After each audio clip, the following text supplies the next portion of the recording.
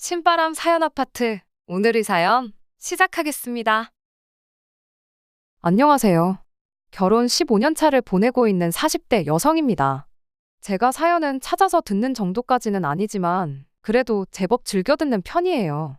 그간 다른 분들의 사연을 여기저기서 듣고 읽고 하면서 뭐 저런 집이 다 있나 싶을 때도 있고 저 집은 정말 이혼 말고는 답이 없겠구나 싶은 충격적인 사연도 많았었지요. 하지만 대부분의 이야기들을 들었을 때 제 반응은 저런 걸로 진짜 이혼까지 한다고? 하고 오히려 사연자를 욕하면서 속으로 웃어넘겼던 적이 대부분이었습니다. 그런데 요즘 들어선 다른 분들 이야기가 내 일이 아니고 남의 일이라고 너무 쉽게 생각했나 싶고 저런 걸로 이혼까지 한다고 하고 놀랄 만큼 그동안 제가 너무 무신경하게 참고 살았나 싶기도 해요. 이젠 왜 그때 그분들이 끝내 이혼이라는 마지막 수단을 선택했는지 막상 그런 일들을 제가 직접 당하게 된 지금에 와서야 이해가 됩니다. 시어머니가 저희 집에서 합가해 살고 싶어 한다는 건 결혼 전부터 그리고 결혼 생활하면서 어느 정도 눈치는 채고 있었어요. 하지만 그때마다 번번이 합가 시도가 실패로 돌아가고는 했습니다. 남편과는 연애 결혼을 했어요. 제가 25살 때 저희 친척 오빠의 소개로 처음 남편을 만났죠. 남편이 저희 사촌 오빠의 군대에서 아들 군번 후임이었는데 그때부터 인연이 닿아서 전역하고 나서도 쭉 연락을 하고 지냈었다고 해요. 군대에 대해서는 잘 모르는데 당시 제 주변에 군대 다녀온 친구들이 말해주기를 남자가 그렇게 군대 1년 차이 나는 후임이랑 전역하고 나서도 연락하고 그러는 일이 엄청 드물다고 하더라고요.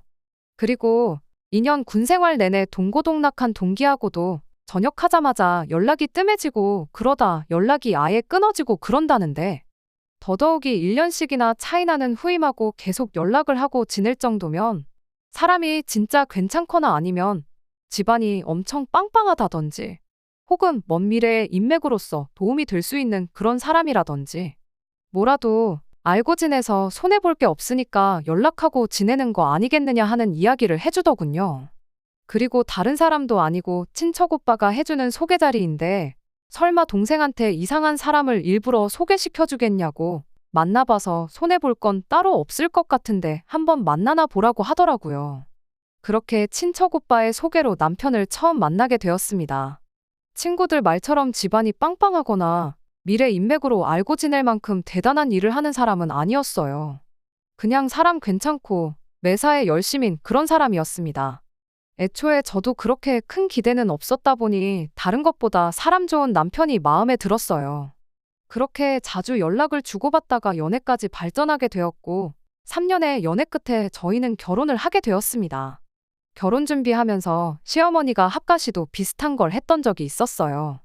처음에는 우리나라 전통이 남자가 집해오고 여자가 혼수해오고 하는 거니 어쩌니 하시면서 누가 들어도 저희 살 신혼집을 마련해 주실 것처럼 이야기를 꺼냈거든요.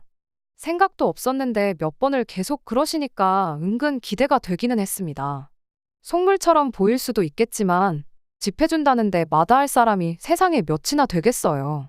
특히나 저나 남편이나 나이가 나이기도 했고 저희 연애 시작했을 당시가 남편이 막 취직에 성공했을 때였던 만큼 모아놓은 돈이 넉넉한 상황도 아니었거든요. 그런데 25평은 나중에 아이 태어나고 그러면 너무 작지 않냐는 둥 애들 교육시키려면 강남학군이 좋다는데 요즘은 분당 이런 쪽도 엄청 괜찮다는 둥 하는 이야기들을 꺼내셨지요. 그때 아무리 제 나이가 어렸고 결혼 전이라 시댁의 경제적 상황이 어떤지 자세한 내용은 몰랐지만 시부모님하고 사는 것만 봐도 대충 형편이 어느 정도인지는 짐작이 갔거든요. 강남이니 분당이니 목동이니 시댁이 서울 북부에 인접한 경기권이었는데 솔직히 너무 뜬구름 잡는 이야기 같았어요. 그때나 지금이나 집값이 상상도 못할 만큼인데 계속 그쪽 지역 이야기를 꺼내는 게 하루는 혹시나 시댁이 엄청난 알부자고 그걸 남편이 여지껏 티를 안 낸 건가 그런 생각도 했어요. 남편 처음 소개받았을 당시에 친구들이 해줬던 집이 엄청 부자거나 하는 그런 이야기까지 다시 생각나고 그랬거든요. 그런데 기대가 크면 실망도 큰 법이라고 친정 부모님께서 괜히 헛물 켜지 말고 있으라고 해서 그 후로 큰 기대는 접었습니다.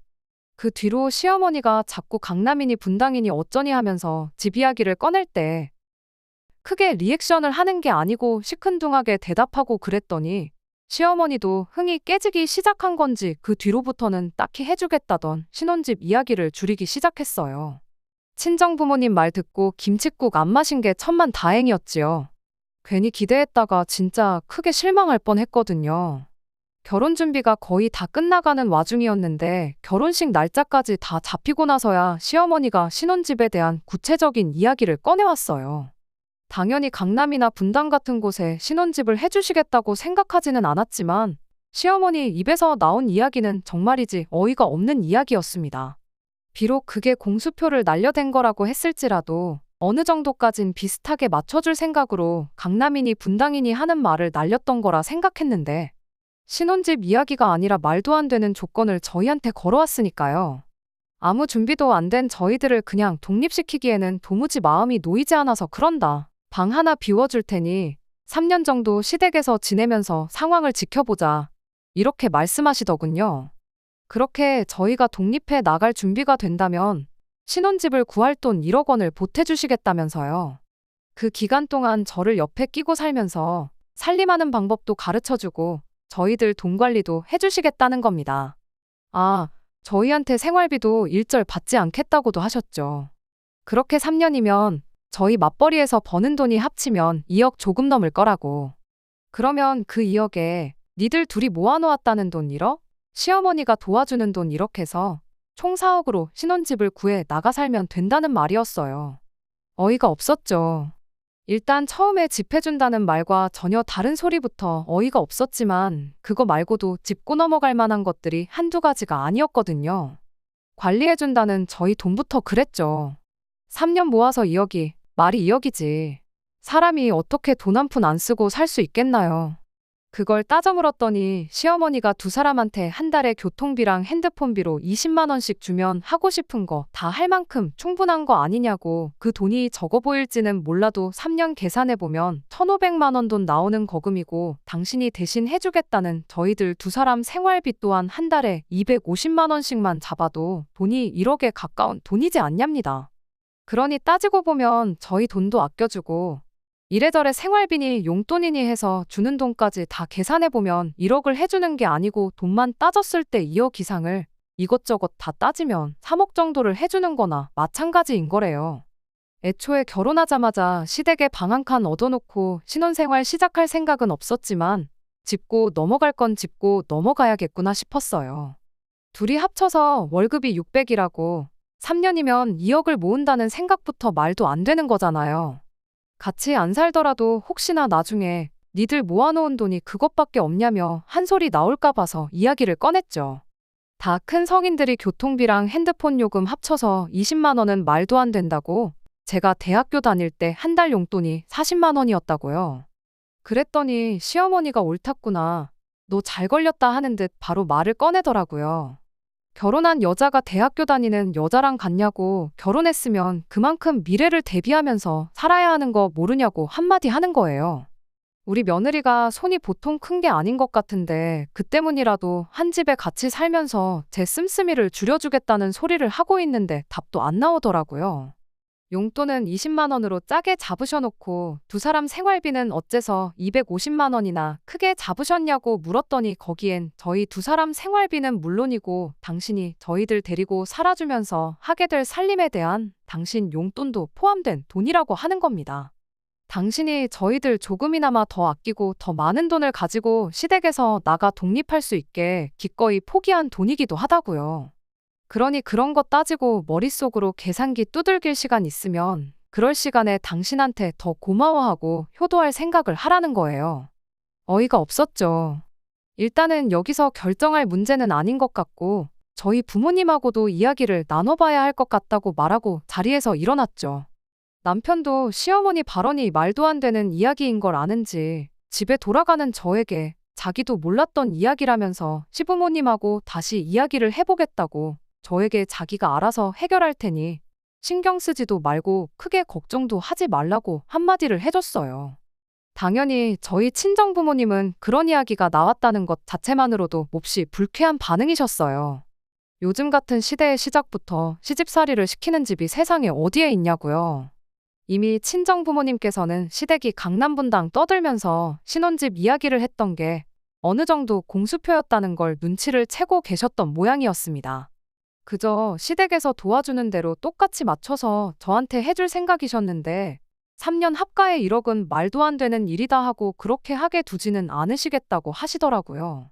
그리곤 저희한테 그냥 신혼집 먼저 구해버리면 합가 이야기는 더 이상 하지 않으시지 않겠냐시며 2억을 그 자리에서 도와주시기로 했어요. 당장에 2억을 해줄 테니 사위를 대릴 사위로 머슴 부리듯 부려야겠다고 전해라. 그렇게 시어머니랑 기싸움 같은 걸 하시려고 그런 건 아니었습니다. 그냥 말도 안 되는 걸로 공수표를 날리는 시어머니가 못마땅했던 거지. 그때까지만 해도 남편은 저희 집에서 남편감으로 더할 나위 없다고 평판이 좋았거든요. 저희 사촌오빠의 강력한 지원 사격도 있었고 저도 남편과 3년이라는 긴 기간을 연애하면서 별다른 문제 없이 잘 지냈다는 점도 저희 부모님께서 높이 사셨었고요. 시어머니가 합가 이야기만 더 못 꺼낼 상황만 만들어 놓는다면 저희는 저희대로 알아서 잘 살 것이라 그렇게 믿으셨기에 그 돈을 저희한테 지원해 주셨던 거예요. 남편도 저에게 했던 말 그대로 자기 역할을 잘 수행했는지 시어머니가 그 뒤로 결혼하면 들어와 살라는 말을 꺼내는 일은 없었어요. 물론 저희 집에서 돈 2억을 해줬던 이유가 가장 크긴 했겠지만 아무튼 그 덕에 시댁 눈치 보며 지낼 일도 없겠구나 생각했고 그날 그 일로 남편도 남편 나름대로 중간 역할을 할 줄 아는 사람이구나 하는 확신을 주는 사건이기도 했지요. 저희 집에서 집을 거의 해줬던 거나 마찬가지였던 것만큼 시댁에서는 그래도 맨입으로 받아먹을 수는 없다고 생각한 건지 혼수랑 이런저런 것들을 해줬어요. 시어머니가 결혼 전부터 부르짖던 남자가 집 해오고 여자는 혼수해오고 라는 말에 정반대인 상황이었지만 그것 자체가 결혼 생활을 하는데 크게 문제될 일은 없었습니다. 하지만 이후로도 시어머니의 합가 시도는 그칠 줄을 몰랐어요.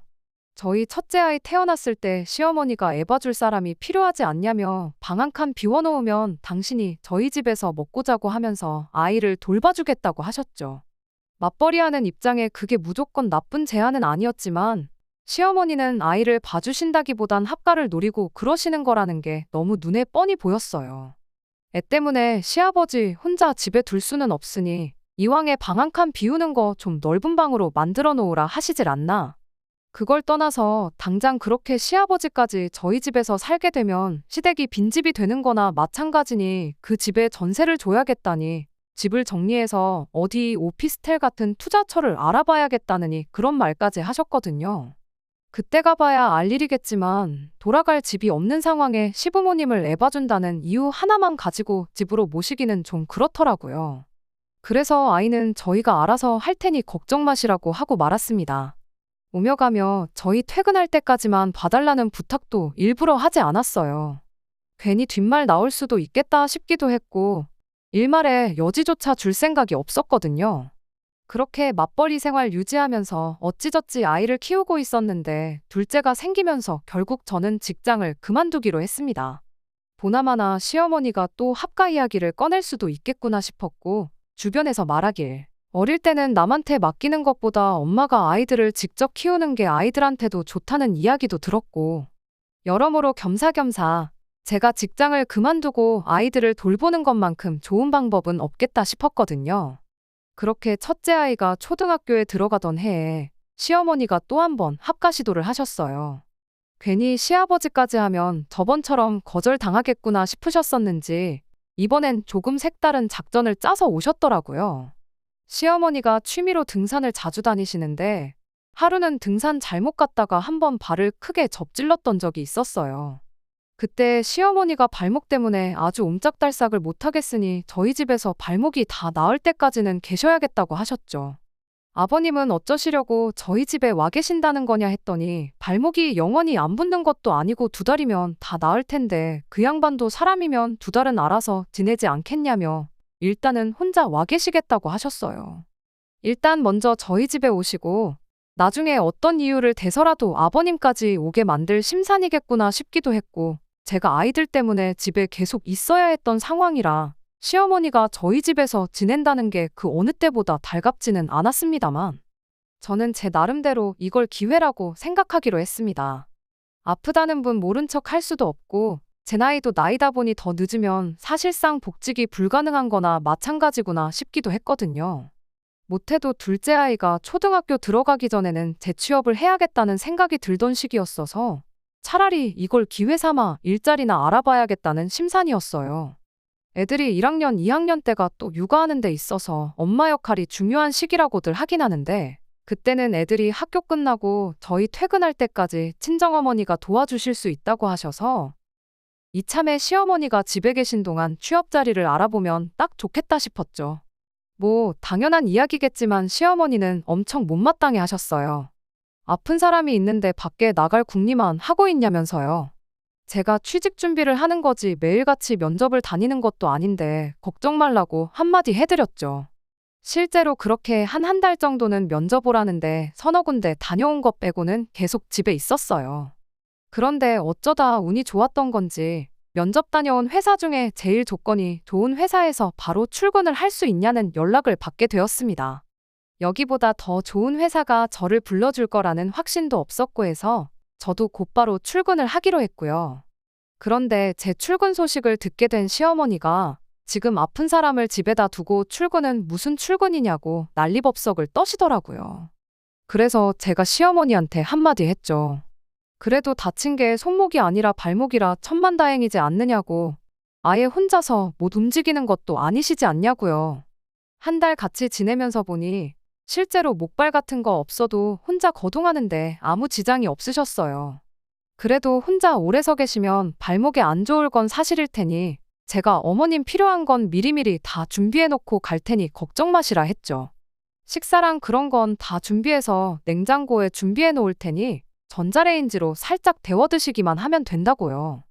방 따뜻하게 보일러도 켜놓고 낮에 혼자 계시는 동안 TV도 편하게 재밌는 거 골라보시라고 케이블도 신청해뒀고 온수매트도 켜놓고 갈 테니 방이든 거실이든 원하는 데서 맘 편히 쉬고 계시면 되지 않겠냐고요. 나가서 돈 벌어온다는데 시어머니가 무슨 수로 그걸 말렸겠나요. 결국 그렇게 저는 출근을 하게 되었고요. 그런데 2달이면 다 낫는다던 시어머니 발목이 그 후로 2달이 더 지날 때까지 다 낫지 않을 줄은 몰랐어요. 그리고 그게 다 꾀병이었다는 사실도 모르고 있었습니다. 시어머니가 다 나은 발목을 가지고 계속 안 좋은 척 하고 계셨다는 걸 저한테 딱 들키는 사건이 한 번 있었어요. 아침에 조금 늦잠을 자서 부랴부랴 준비하고 출근을 했는데 회사에 딱 도착하자마자 제가 아침에 머리하고 고데기를 끄고 왔는지 기억이 나질 않아서 엄청 신경이 쓰였던 적이 있었습니다. 아마 저뿐만 아니라 많은 분들이 그게 가스불이던 다림이던 같은 경험을 해보셨을 거라고 생각해요. 그리고 보통 그렇게 제대로 끄고 나왔는지 켜놓고 나왔는지 헷갈릴 때면 막상 집에 가서 확인해보면 제대로 꺼놓고 나온 상황이 대부분이라는 것도 저랑 똑같을 거라 생각합니다. 그런데 그걸 직접 확인하기 전까진 너무 신경이 쓰여서 미치겠는 그 상황 다들 알고 계실 거라 생각합니다. 제가 딱 그 상황이었고요. 그래도 다행인 게 시어머니가 집에 계신다는 사실이었어요. 시어머니한테 확인 좀 해달라고 부탁드리려 전화를 했는데 왜인지 시어머니가 전화를 도통 받지를 않으시는 거예요. 식사 중이신가 보다, 화장실 가셨는가 보다 싶어서 시간마다 계속 전화를 했는데도 한 번을 전화를 받지를 않으시더라고요. 그러니 더더욱 신경이 쓰이기 시작했어요. 설마 고데기 때문에 불이라도 나겠나 싶었지만 시어머니까지 전화를 안 받으니 더더욱 신경이 쓰여서 안 되겠다 싶었습니다. 그래서 회사의 사정을 설명하고 점심시간 전후로 해서 후다닥 집에 다녀오기로 했습니다. 제가 집에 도착했을 때가 오후 1시가 다 돼가는 시간이었는데 집에 도착하니 시어머니가 집에 안 계시더라고요. 일단 그게 중요한 게 아니었으니 부랴부랴 방으로 뛰어들어갔는데 고데기는 아예 코드까지 뽑아놓고 뒷정리까지 해놓고 나왔었어요. 별것도 아닌 걸로 호들갑을 떨었구나 싶은 와중에 첫째 아이 학교 끝나고 집에 올 시간이 다 되어가는데 집에 아무도 없는 게 마음에 걸렸어요. 시어머니는 그 와중에 아픈 다리 이끌고 어딜 가신 건지 끝까지 전화를 받지 않으셨고요. 결국 회사에 연락해서 상황을 다시 설명하고 그날은 아예 오후 반차를 쓰는 걸로 하고 쉬었네요. 입사한 지 얼마 되지도 않아서 연차수가 많은 것도 아닌데 그거 쓰는 것도 아까웠고 눈치도 엄청 보였습니다. 아무튼 그렇게 몇 분 지나지 않아서 첫째 아이가 학교 마치고 집에 돌아왔어요.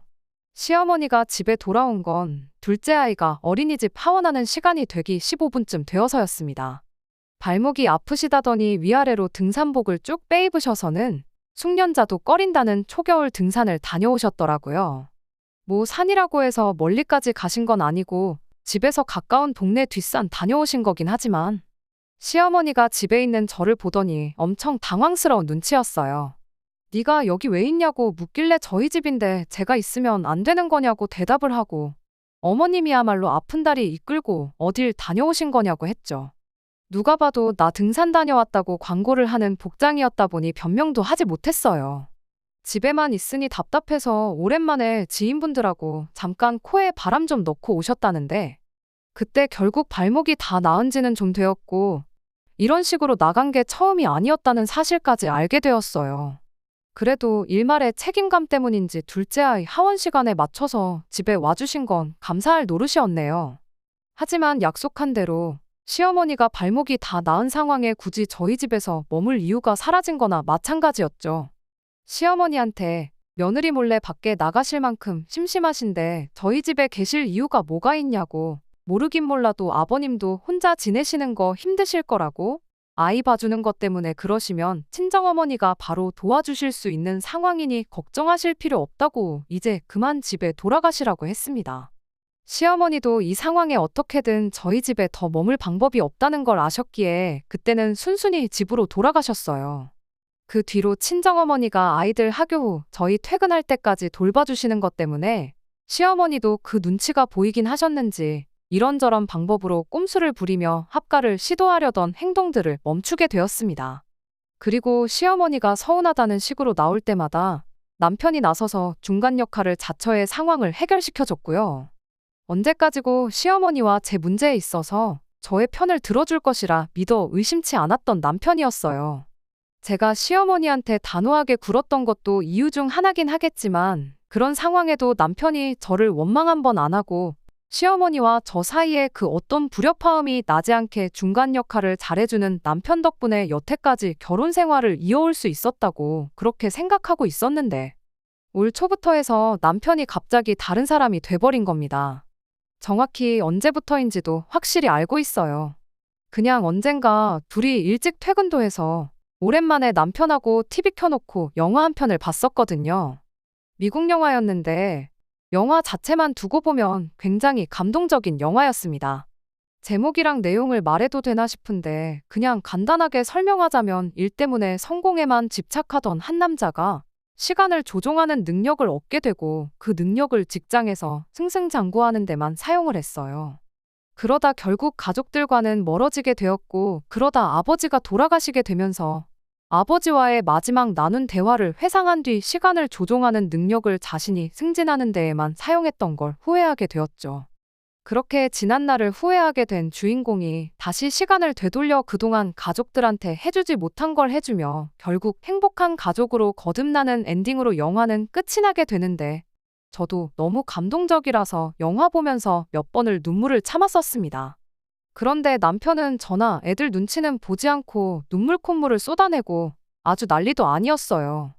말씀드렸다시피 영화가 주는 메시지 자체가 성공에만 집착하지 말고 가족들을 챙기고 돌아보라는 그런 뜻이 담긴 가족영화였는데 문제는 남편이 영화가 주는 메시지 자체를 자기 좋은 대로 해석했다는 데 있었습니다. 남편한테는 시간을 되돌리면서 그동안 가족들한테 소홀했던 걸 반성하는 주인공보다 항상 아들과 가깝게 지내고 싶어 하던 아버지를 밀어내기만 했던 주인공에게 이입을 했던 게 문제였지요. 물론 영화 자체에서 부모님과의 관계도 중요하다 언급은 하고 있었지만 가장 중요한 건 내 아내와 내 자식, 내 가족에게 후회가 남지 않게 자라라는 내용이 주된 내용이었거든요. 어떤 작품에 대한 해석이 모두 똑같을 필요는 없지만 남편의 경우에는 아버지와 주인공 관계가 가장 마음에 와닿았던 것 같습니다. 그런데 그 대상이 시아버지가 아니라 시어머니한테 있었다는 점이 또 문제였어요. 그 영화를 보고 난 뒤부터 남편이 부쩍 시댁을 챙기는 데에만 신경을 쓰더라고요. 그동안 자기가 회사 생활한다고 부모님을 못 챙긴 것 같다며 주말만 되면 애들 데리고 시댁에 좀 다녀오자고 난리도 아니었어요. 줄창 시댁만 가자길래 친정은 언제 가자고 할런지 두고 봤더니 2달 내내 주말마다 시댁에는 가자면서 친정 이야기는 꺼내지도 않더라고요. 그래서 한 번은 제가 시댁만 가고 친정은 갈 생각이 없느냐 물었더니 장모님은 그동안 아이들 돌봐주시면서 우리 집에 자주 왕래하지 않았느냐고 그러니 갈 필요가 없다는 소리를 하더라고요. 차라리 시댁만 다녀오는 게 전부였으면 이렇게까지 어이가 없지는 않았을 거예요. 한 번은 시어머니 생신을 맞아서 저보고 시어머니 생신상 좀 차려보라는 소리를 하는 겁니다. 다른 분들 사연에서 들었을 때는 생신상 차려드리는 걸로 진짜 이혼도 하고 파혼도 하고 하는 게 사실이냐고 도무지 이해가 안 간다고 하던 저였었는데 막상 내 남편이 시어머니 생신상을 저보고 차려오라니 그 기분이 어떤 기분인지 새삼 이해가 되는 거 아니겠어요. 시어머니 생신상을 차릴 거면 내가 아니라 자식인 당신이 차리는 게 더 의미 있는 거 아니겠냐 했더니 자기가 뭐 밥을 할 줄 아냐, 반찬을 할 줄 아냐 하면서 정색을 하더라고요. 더 잘하는 사람이 있는데 자기가 해야 할 이유가 하등 없다고 하길래 그래서 저도 한마디 했죠. 밖에 식당들 가면 다 나보다 음식 잘하는 사람들이 하고 있는 거 아니냐, 더 잘하는 사람을 두고 내가 해야 할 이유도 없지 않냐고 한마디 해주고 늘상 하던 대로 어머님 생신은 외식하는 걸로 하자고 했죠. 그랬더니 외식은 정성이 없어서 안 된다며 기어이 꼭 생신상을 제가 차려야 된다는 겁니다. 앞으로 어머님한테 생신상을 차려드려봐야 몇 번을 더 차려드리겠냐고. 나중 가서 후회할 일 만들지 말고 올해부터라도 챙겨드리자고 끝까지 저한테 어깃장을 부리더라고요. 미역국 한 사발 끓이고 불고기 양념 재워두는 게 뭐가 그렇게 힘든 일이냐면서요. 그래서 말 잘했다고 남편한테 그럼 내년에 어머님 칠순 때도 뭐 어디 예약하고 다른 거 할 필요 없이 미역국 한 사발에 불고기 양념만 좀 재워두고 땡치면 되겠느냐 했더니 밖에서 사 먹는 건 정성이 없어서 안 된다던 남편이 움찔하더니 아무 말도 못 하더라고요. 그래서 다시 남편한테 말했어요. 직접 생신상 차려드릴 거면 당신 말대로 미역국 끓이고 불고기 양념 재워두는 거 어려운 일 아니니까 내가 옆에서 어떻게 하는지 다 봐줄 테니 당신 손으로 재료 손질부터 요리까지 직접 하라고 했어요. 어머님 입장에서도 남의 집 자식인 며느리보다 당신 배불러 낳은 아들이 챙겨주시는 걸 더 감동스러워 하실 거라고요. 그리고 그게 싫으면 그냥 어머님 생신은 아예 올해는 챙기지 말자고요. 그랬더니 그 뒤부터 남편이 아주 입이 대빨 나와서 한동안 저한테 말도 안 붙이고 퇴근도 일부러 늦게 해서 저녁도 밖에서 먹고 들어오고 그랬습니다. 아주 효자병에 걸려도 단단히 걸려버린 거예요. 생신상 문제야 이렇게 넘어갔으니 사실 사연까지 보내고 말고 할 것도 없었어요. 진짜 문제는 얼마 전부터 남편이 시부모님 모시고 살자고 난리법석을 떨기 시작한 데 있으니까요. 케이블 TV에서 그냥 틀어주는 영화 한 편 잘못 봤다가 이게 무슨 일인가 싶어요. 남편은 끝까지 저러다 시부모님 잘못되면 자기는 그거 못 견딘다고 부모님 따라서 죽을 수도 있다면서 진짜 그렇게 되길 원하냐고 거의 반 협박조로 나오고 있는데 아직 칠순도 안 되셨는데 가는 날 받아놓고 사시는 거냐 따져도 아무 소용없고 그냥 막무가내로 나올 뿐입니다. 시어머니 발목 다쳐서 저희 집에 잠깐 몇 달 계셨을 때 남편이 시어머니 위해서 한 일은 아무것도 없어요. 집 비어있을 때 시어머니 편히 드시라고 음식 미리미리 준비해두는 것부터 해서 전부 제가 하는 일이었죠.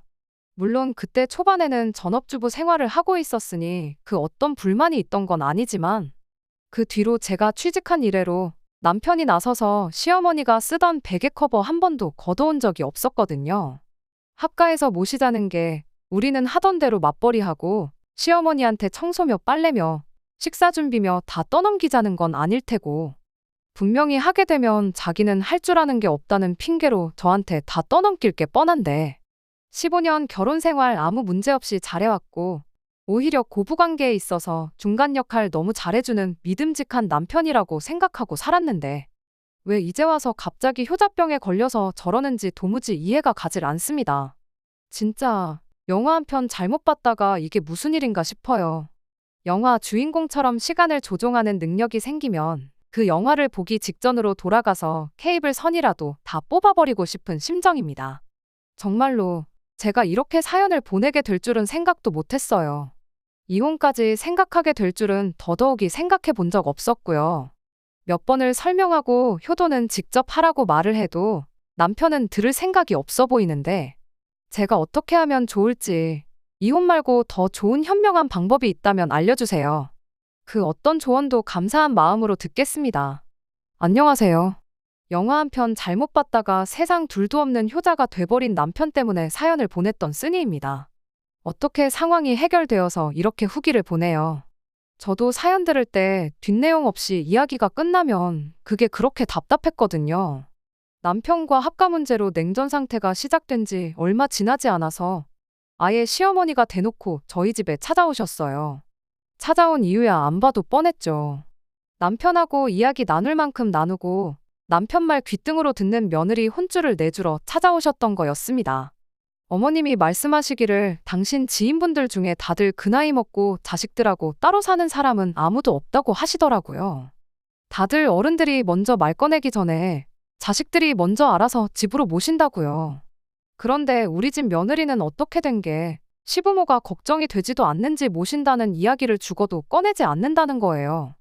우리 아들이 당신 지인들 아들들보다 못난 데가 하나도 없는데 왜 나는 며느리 복이 없어서 이 나이 먹도록 자식들 효도도 못 받아보고 이러고 사는지 모르겠다며 신세한탄을 하시더라고요. 요즘은 어른들 사이에서 자식들이 부모한테 얼마나 잘하는지가 아니라 며느리나 사위가 얼마나 잘하는지가 더 중요하다면서 말이죠. 며느리가 딸처럼 얼마나 살갑게 구는지, 며느리가 시어머니 모시고 어딜 다녀왔는지, 지인들은 다들 그런 거 자랑하기 바쁜데 당신은 사람들 다 모인 자리에서 며느리 자랑할 만한 게 시어머니 알기를 아주 쥐뿔로 알고 말대꾸하는 게 세계 제일이라는 거 정도밖에 없어서 어디 사람들 만나러 가는 게 쪽팔려 죽겠다고 하시더라고요. 그래서 저도 말했죠. 그것 참 신기하다고. 시집간 제 친구들 이야기 들어보면 며느리가 시어머니한테 알아서 잘해도 시어머니가 며느리 귀찮게 해봐야 당신한테도 아들한테도 좋을 거 하나 없다시면서 명절 때도 오지 말라신다고 하신다던데 제가 아는 이야기랑 달라도 너무 다르다고요. 저 스스로 효부라고 하는 말은 아니지만 저 정도면 꼬박꼬박 안부 전화도 드리고 주기적으로 시댁 찾아뵙고 요 근래 거의 매주 말마다 시댁 찾아가는 거 가지고 남편한테 불만 있다는 이야기도 한번 꺼낸 적 없는 게 저라고 했더니 시어머니가 갑자기 폭발해서는 너는 하는 말마다 네 하고 대답하는 게 아니라 말대꾸부터 하는 그 주둥이가 문제라고 콕 집어서 이야기를 하는 거 아니겠어요? 자식이면 자식답게 부모가 먼저 말하지 않아도 알아서 효도를 할 생각을 해야 되는 거 아니냐면서요. 그래서 말 나온 김에 저도 15년 세월 결혼 생활하면서 해본 적 없는 이야기들을 꺼냈습니다. 꼭 합가해서 한 집에 같이 살아야 하는 게 효도인지는 잘 모르겠지만 효도를 해야 한다면 저는 친정 부모님한테 할 테니 시부모님 효도는 아들인 남편한테 받으시라고요. 결혼할 때 받은 것도 친정에서 받은 게 더 많았고 아이를 봐주셔도 친정어머니가 더 봐주셨으니 자식된 도리는 어머님 아버님이 아니고 친정 부모님 하는 게 더 맞는 것 같다고요. 그랬더니 시어머니가 바로 한마디 하시더군요. 내가 애 봐준다고 했을 때 싫다고 거절한 게 다른 사람이 아니라 바로 너였지 않냐면서요. 이미 10년도 더 지난 이야기 꺼내시는데 그렇게 나오신다면 저도 할 말이 많았어요. 그래서 곧장 시어머니한테 대답을 했습니다. 결혼 전에 시어머니가 처음 이야기 꺼냈던 말부터 시작했어요. 어머님이 결혼하자마자 3년 시집살이 견뎌내면 1억을 지원해 주시겠다고 했던 거 기억하시냐고요. 그런데 친정에서 2억을 해주지 않았냐. 그럼 저희가 못해도 6년은 친정 부모님 모시고 처가살이를 했었어야 했던 건데 그때 안 했던 거 지금 한다고 생각하시면 되는 거 아니겠냐고 했죠. 그런데 제가 특별히 합가하고 싶다는 어머님 사정 감안해서 저만 혼자 친정 들어가서 친정 부모님 모시고 오겠다고 했어요. 남편이랑 애들은 어머님께 양보해 드릴 테니 원하시는 대로 합가하시라고요. 어머님이 첫째 태어났을 때 아이 돌봐주신다는 이유로 같이 살겠다고 하지 않으셨냐고 그때 거절했던 게 마음에 걸렸는데 이참에 둘째까지 같이 돌봐주시면 되니까 일석이조 아니겠냐고 했죠. 그리고 그렇게 되면 이 집은 6년간 빈집이 될 테니 어머님이 그때 저희한테 제안했던 대로 세를 놓던지 집을 정리하던지 해서 목돈 마련해서 적금을 하던 안전한 주식을 사놓던 아니면 부동산에 재투자를 하던 그 돈을 굴려서 불리는 쪽으로 알아보겠다고 했습니다. 이 모든 것들이 다 시어머니가 저한테 꺼냈던 말들이었다 보니 시어머니가 그게 잘못됐다고 딱히 반박을 못하고 가만히 계시더라고요. 그래서 곧바로 이야기 다 정리된 것 같으니 당장 오늘부터 그렇게 하겠다 말하고 저는 방에 들어가서 제 짐을 싸기 시작했습니다. 그랬더니 남편이 방에 따라 들어와서 이게 뭐 하는 짓이냐고 따지는 거예요. 지난 15년 결혼 생활 하는 동안 어머니가 그렇게 우리랑 같이 살아보고 싶다고 이야기하셨는데 한 번을 못 들어주냐면서 말이죠. 그래서 제가 곧바로 남편한테 한마디 했어요. 내가 뭐 이혼하자는 것도 아니지 않냐고, 당신도 어머님 모시고 살고 싶다고 하고 어머님도 우리랑 같이 살고 싶다고 하시기에 그렇게 하겠다는 건데 뭐 문제될 게 있냐고요. 이렇게 6년 동안 떨어져 지내면서 각자 부모님 모시고 지내다가 6년 지나고 나서 친정집 시댁, 우리 집 전부 정리에다가 집 한 채 지어서 양가 부모님 다 같이 모시고 살면 당신 원하는 대로 합가도 하고 각자 부모님 서로 알아서 모시게 되고 그림이 딱 좋지 않겠냐고 했더니 아무 대꾸도 못하고 있다가 한마디 하더라고요. 그럼 애들은 친정에 같이 데리고 가면 안 되겠냐고요. 그래서 그건 안 된다고 했어요. 그나마 시댁이 애들 학교에서 더 가깝지 않냐고, 등하교 시킬 거 생각하면 시댁에 데려가는 게 맞지 않냐고요. 애들 전학시킬 생각도 없고 그리고 당신만 딸랑 시댁에 보내면 시어머니가 합가했다는 기분이 하나도 안 들지 않겠냐고, 애들이라도 있어야 집이 북적북적하니 사람 사는 맛 나는 거 아니겠냐고 한마디 해줬죠. 그리고 시간 끌지 말고 당신도 얼른 시댁 들어갈 짐이나 챙기라고 했습니다. 내 짐은 대충 챙겼으니까 당신 짐 싸는 동안 애들 짐은 내가 대신 싸주겠다고요.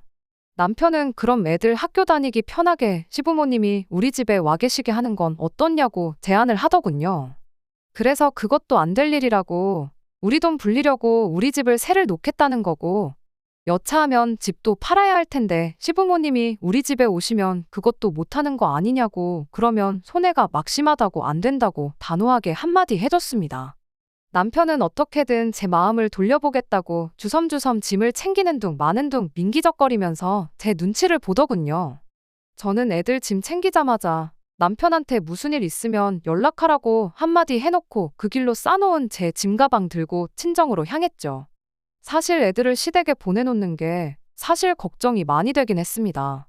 학교에서 멀어지는 만큼 친구들하고 시간도 제대로 보내지 못할 테고.